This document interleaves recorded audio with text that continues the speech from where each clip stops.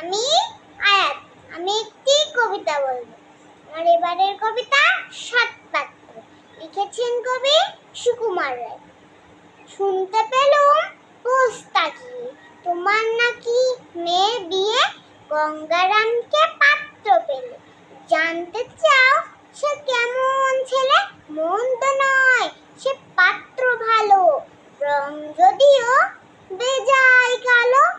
তার উপরে মুখের গঠন অনেকটা ঠিক পেঁচা। বিদ্যে বুদ্ধি বলছি মশাই, ধন্যী ছেলের অর্ধাবসায়। 19টি বার ম্যাট্রিক এসে ঘায়েল হয়ে থামলো শেষে। বিষয় আশয় গরিব বেজায়, কষ্টের সৃষ্টের দিন চলে যায়।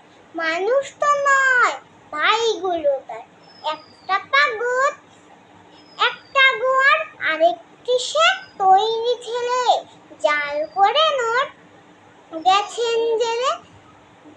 কনিষ্ঠটি তবলা বাজায়, যাত্রা দলে 5 টাকা পায়।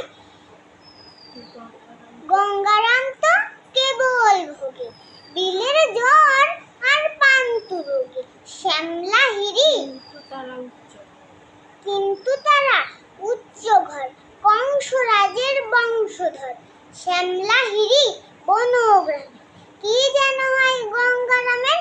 যা হোক এবার পাত্র, এমন কি আর মন্দ ছেলে? সবাইকে ধন্যবাদ।